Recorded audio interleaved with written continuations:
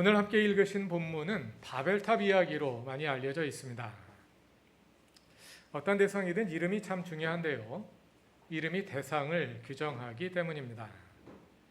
바벨탑이라는 이름으로 인해서 우리는 이 이야기를 읽을 때 가장 먼저 하늘 꼭대기까지 솟아있는 높은 탑을 연상하게 됩니다.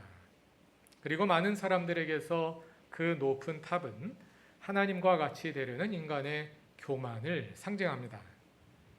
그리고 이러한 이미지가 이 이야기에 대한 본문에 대한 우리의 이해에 상당히 큰 영향을 미치게 됩니다.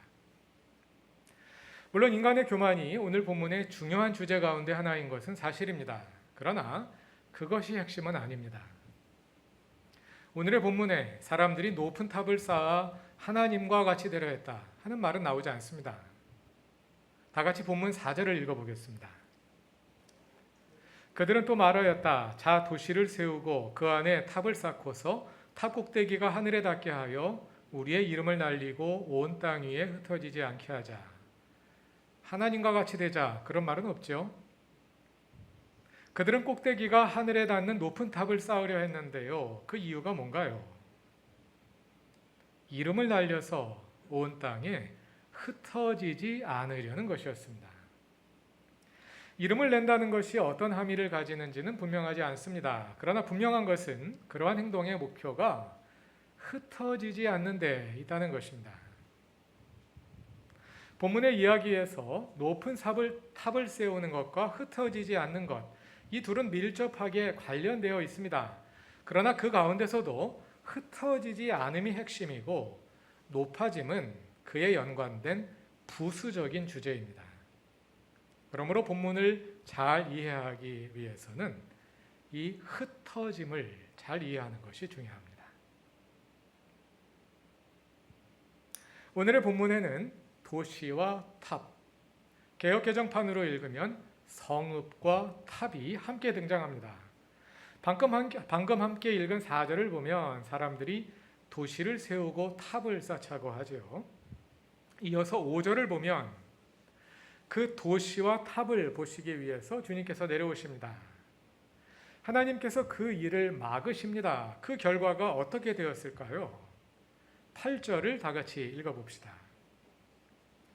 주님께서 거기에서 그들을 온 땅으로 흩으셨다. 그래서 그들은 도시 세우는 일을 그만두었다. 도시만 나오고 탑은 나오지 않지요? 그들은 그 도시 세우는 일을 그만두었다. 도시가 더 중요합니다. 탑은 도시를 구성하는 부수적인 요소일 뿐입니다. 그래서 오늘 설교의 제목을 바벨이라는 도시의 이야기로 정했습니다. 오늘의 본문을 창세기 이야기의 흐름 속에서 보면 몇 가지 이해하기 힘든 점들이 있습니다. 먼저 11장 1절을 보면 세상에는 언어가 하나뿐이어서 모두가 같은 말을 썼다고 합니다. 그러나 우리는 지난 주일에 살펴본 창세기 10장에서 이미 노아의 후손들을 통해 수많은 언어들이 갈라져 나간 것을 확인했습니다. 창세기 10장 5절을 다 같이 읽어봅시다. 10장 5절입니다. 이들에게서 바닷가 백성들이 지역과 언어와 종족과 부족을 따라서 저마다 갈라져 나갔다. 비슷한 내용이 20절과 31절에도 나오는 것을 지난 주일에 함께 보셨습니다. 흩어짐도 마찬가지입니다. 10장 5절에 갈라져 나갔다는 말이 나오고요. 10장 32절에 같은 말이 반복됩니다. 10장 32절을 다 같이 읽어보겠습니다. 이들이 각 종족의 족보를 따라 갈라져 나간 노아의 자손 종족이다. 홍수가 난 뒤에 이 사람들에게서 여러 민족이 나와서 세상으로 퍼져나갔다.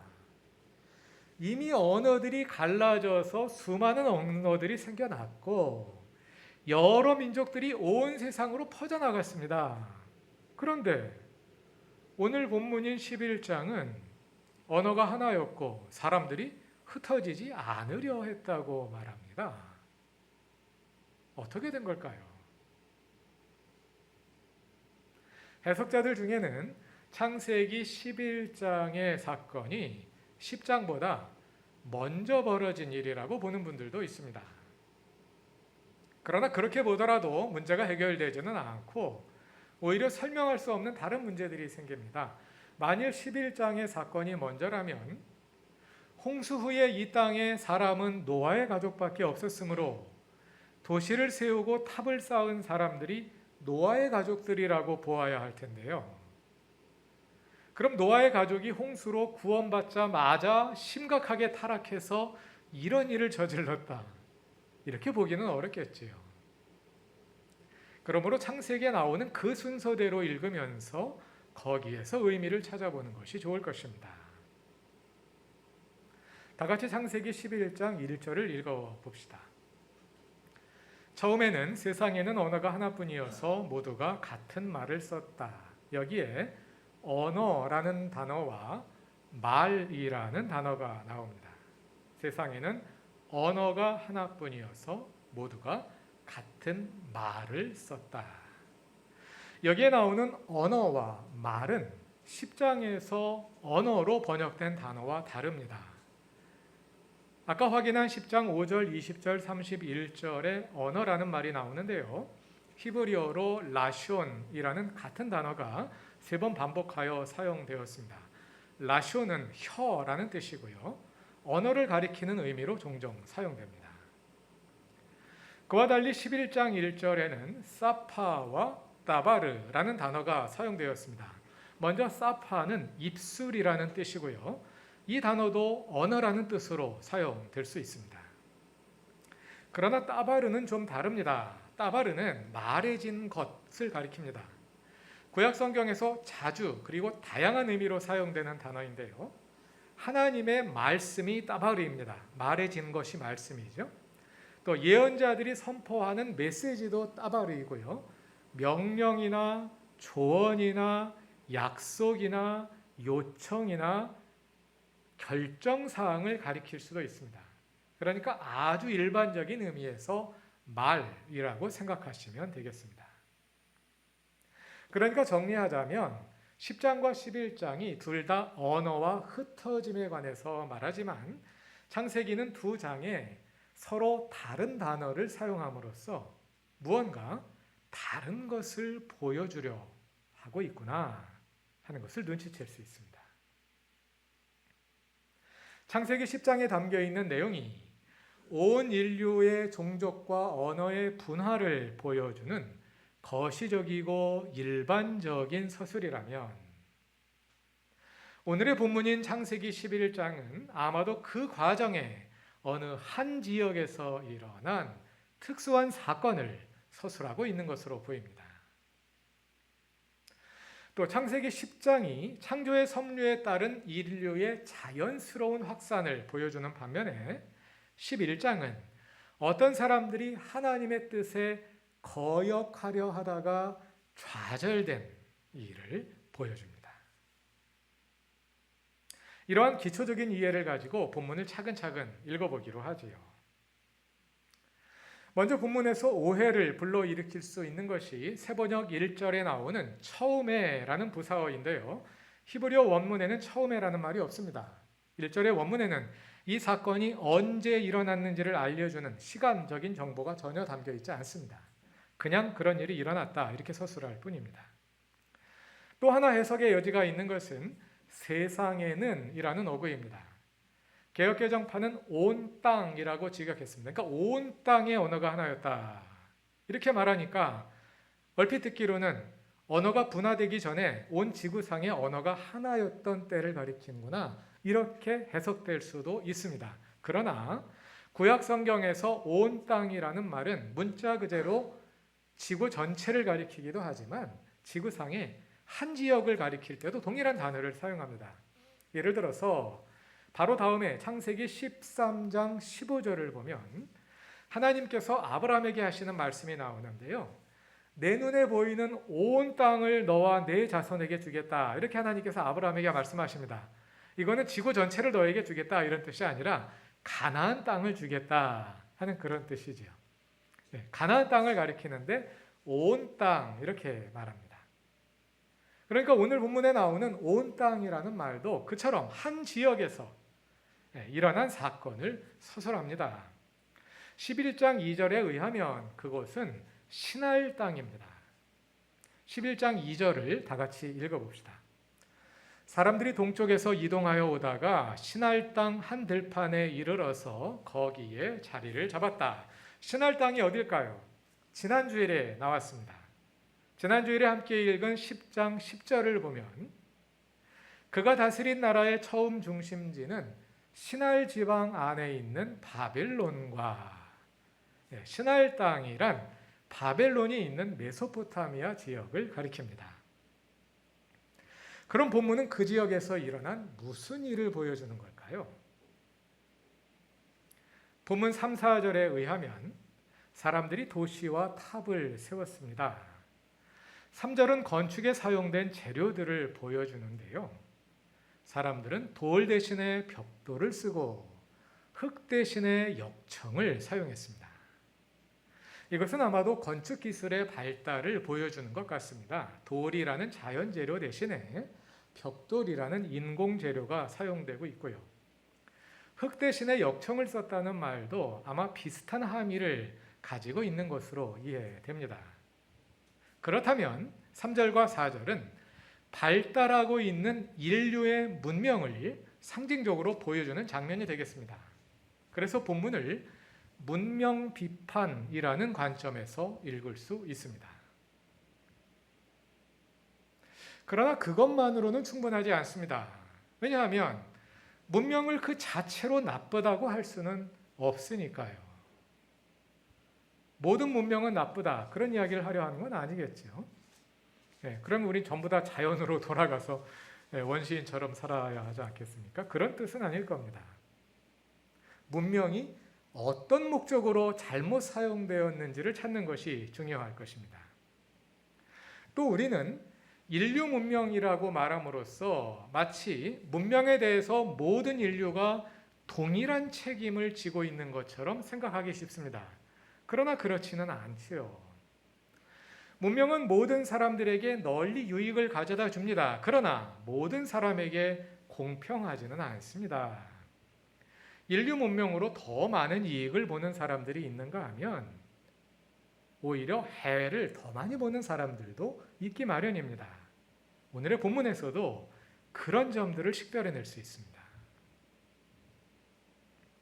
다시 1절로 돌아가서 언어가 하나였다는 사실에 대해서 좀 더 생각해 봅시다. 10장 앞부분으로 9장으로 넘어가면 노아의 홍수 직후에 이 땅에는 언어가 하나뿐이었을 것입니다. 그것은 자연스러운 현상이지요. 이 땅에 노아의 가족만 있으니까 언어도 그들이 사용하는 언어뿐이었을 것입니다. 그런데 11장 1절에서 언어가 하나라는 것은 자연스럽지 않습니다. 10장에서 노아의 자손들을 통해 다양한 종족들과 언어들이 분화되어서 지금은 이 세상에 수많은 언어들이 함께 존재하고 있는 그러한 시점이거든요.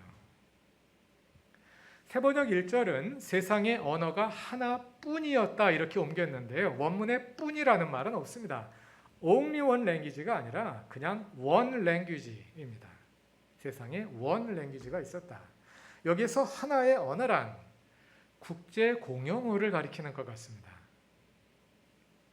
창세기 10장에서 분화된 다양한 지방 언어, 곧 방언들 가운데 모든 사람들이 함께 사용하는 국제 공용어가 있어서 여러 사람들이 one language, 하나의 국제 공용어로 소통하고 있는 상황을 가리키는 것 같습니다.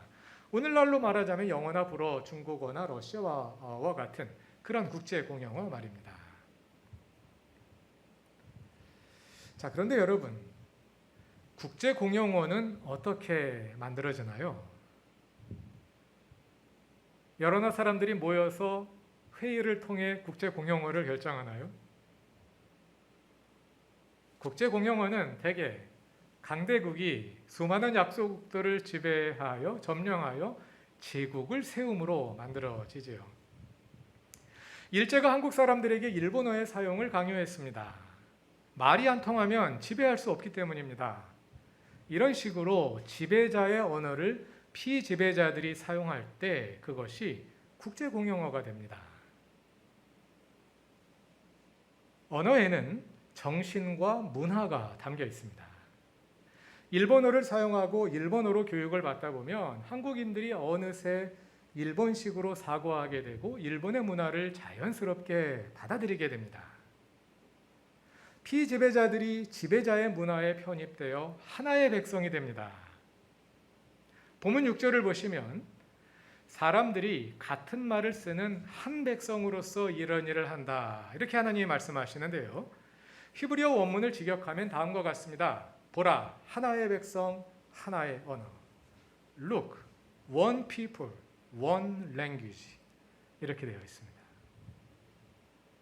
제국의 언어와 문화가 수많은 피지배자들을 하나로 만들고 있었습니다. 그래서 모든 사람들이 같은 언어를 사용하고 같은 말들을 하고 있었습니다. 본문 9절은 그곳의 이름이 바벨이라고 말합니다. 바벨은 바벨론을 가리키는 히브리어입니다. 히브리어에 바벨론이라는 말이 따로 있지 않습니다. 히브리어로는 바벨이고 그걸 번역할 때 바벨론이라고 번역하는 겁니다.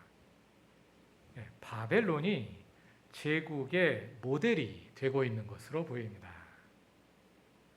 그러나 대부분의 번역 성경은 이를 바벨론이라고 번역하지 않고 그냥 바벨 이렇게 옮겨서 바벨론과 구별해 놓았습니다. 왜냐하면 이것이 실제로 바벨론의 이야기는 아니기 때문입니다.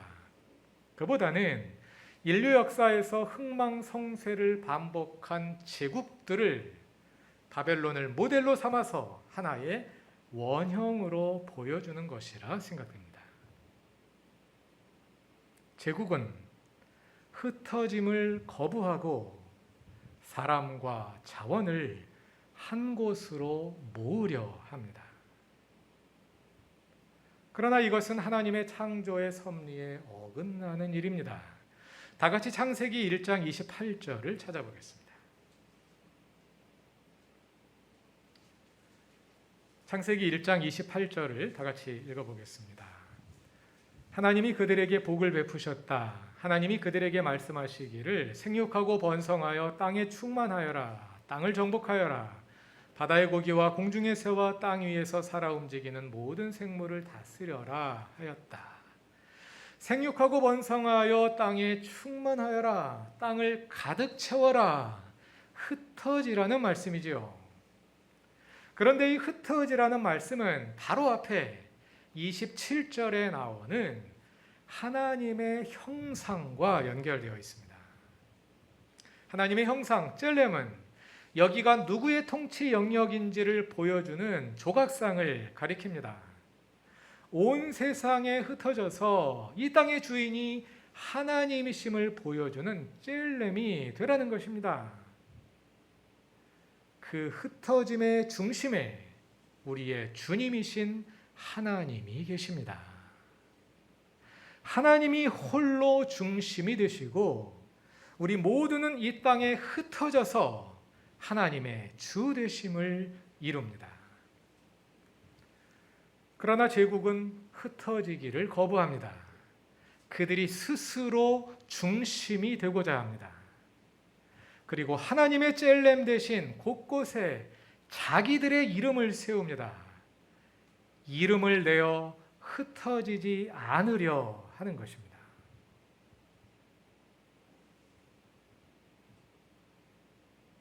오늘 본문은 창세기 6장에 나오는 네피림 이야기와 구조적으로 유사한 점이 많습니다. 네피림 이야기에서 하나님의 아들들과 결혼한 사람의 딸들이 나오죠. 사람의 딸들이 히브리어로는 브노트 하 아담입니다. 오늘의 본문 5절을 보면 주님께서 사람들이 짓고 있는 도시와 탑을 보려고 내려오셨다 하는데요. 여기에서 사람들 이렇게 번역된 히브리어는 브네 하 아담, 직역하면 사람의 아들들입니다. 창세기 6장에서는 사람의 딸들이, 그리고 11장에서는 사람의 아들들이 타락한 인간의 빗나간 욕망을 대표하고 있습니다. 6장의 네피림 이야기에서 그것은 영생에 대한 욕망으로 나타난다면 11장 바벨이라는 도시의 이야기에서는 흩어져 하나님의 주되심을 이루기를 거부하고 스스로 이 땅의 중심이 되고자 하는 욕망으로 나타납니다. 네피림 이야기에서 그것이 인간의 시간을 무한대로 늘려 불멸에 이르고자 하는 욕망이었다면 바벨이라는 도시의 이야기에서 그것은 스스로 중심이 되어 자신의 공간을 무한대로 확장하고 모든 것을 소유하고자 하는 욕망입니다. 하나님은 사람의 아들들의 어리석은 시도를 막으셨습니다. 6절을 다 같이 읽어봅시다. 주님께서 말씀하셨다. 보아라, 만일 사람들이 같은 말을 쓰는 한 백성으로서 이렇게 이런 일을 하기 시작하였으니 이제 그들은 하고자 하는 것은 무엇이든지 하지 못할 일이 없을 것이다. 6절을 간단히 요약하자면 얘들 이대로 두면 큰일 나겠다. 또 큰일 내겠다. 이런 얘기입니다. 그래서 하나님이 시작 단계에서 막으십니다. 왜냐하면 그대로 두었다가는 다시 노아의 홍수와 같은 전 세계적인 재난을 피할 수가 없을 것이기 때문입니다. 여러분, 하나님께서 막아주시는 것도 큰 은혜입니다. 신약 성경의 요한계시록에도 바벨론이 등장하지요. 그런데 계시록의 바벨론은 갈 때까지 가다가 망해버리지 않습니까?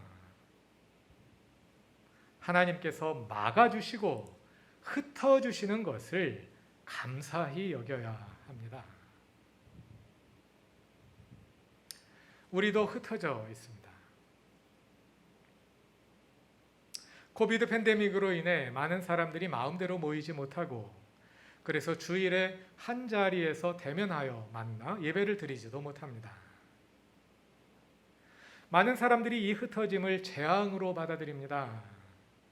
그러나 우리는 동시에 이 흩어짐을 하나님이 주신 기회로 여기고 전지구적으로, 국가적으로, 교회적으로, 그리고 개인적으로 이것을 성찰과 변화의 기회로 삼을 수 있습니다. 무엇보다도 오늘의 흩어짐은 한국 교회를 위한 좋은 기회입니다. 왜냐하면 한국 교회는 그동안 모이기는 정말 잘해왔지만 흩어지는 것은 잘하지 못해왔기 때문입니다. 모이지 못함이 한국 교회의 큰 위기가 되고 있지만 이 흩어짐의 상황에서 잘 배울 수 있다면 이것은 한국 교회가 본질적으로 달라지고 성숙하는 계기가 될 수 있을 것입니다. 그루터기 교회는 흩어지는 교회입니다. 우리는 주일에 함께 모여 예배할 뿐 아니라 한 주간 일상에 흩어져 하나님의 주 되심을 이루며 살기를 추구합니다. 우리는 매주일 예배 마지막 순서로 파송의 기도를 드립니다. 파송의 기도는 흩어지는 교회로서 우리의 사명을 확인하는 시간입니다.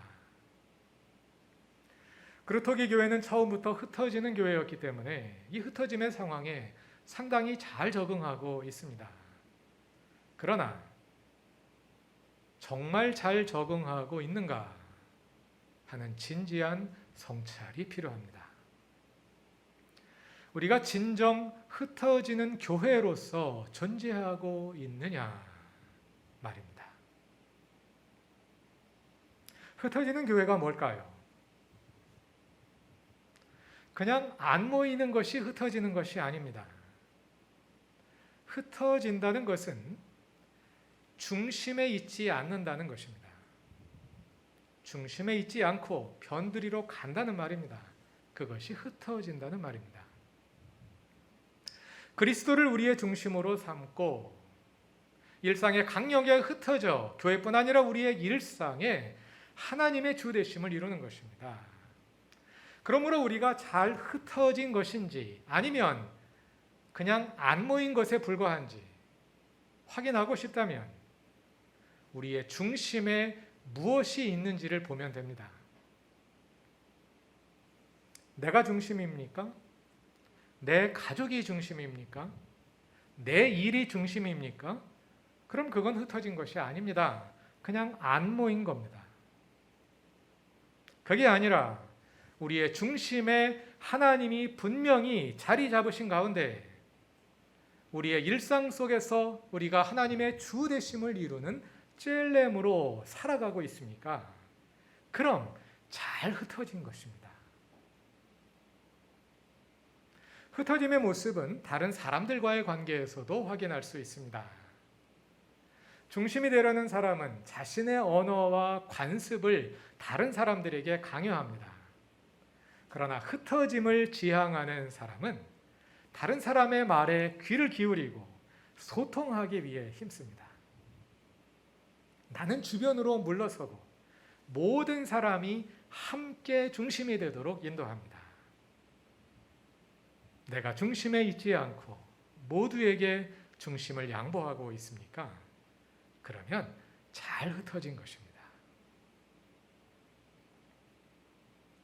우리가 일상으로 흩어지는 원심력은 중심에 계신 주님께 돌아가는 구심력과 짝을 이루어야 합니다. 주님이 우리의 중심으로 튼튼히 세워져 계실 때, 그리고 우리가 다시금 그 주님께 돌아갈 때 우리가 진정한 흩어지는 교회가 될 수 있습니다. 흩어지는 교회는 일상의 하나님의 주 되심을 이루어가는 교우 한 사람 한 사람을 통해 형성됩니다. 우리가 그 한 사람 한 사람이 되어 그리스도의 몸을 함께 온전히 이루어갈 수 있기를 바랍니다. 주님께서 우리 한 사람 한 사람의 중심에 분명히 계셔서 우리를 이끄시고 우리의 삶을 통해 오직 주님께서 영광 받으시길. 다 같이 기도드리겠습니다. 우리를 불러 모으시고 일상의 삶으로 보내어 하나님 나라를 이루게 하시는 주님, 그루터기 교회가 모이는 교회로서 그리고 흩어지는 교회로서 그 본분을 다하게 하소서. 하나님을 우리의 중심으로 분명히 세우게 하시고 우리는 곳곳에 흩어져 하나님의 형상이 되게 하소서. 이 흩어짐의 기간에 진정한 흩어짐을 실천하게 하시고 흩어짐을 통해 바른 교회로 더욱 굳건히 세워지게 하소서. 예수님의 이름으로 기도드립니다. 아멘.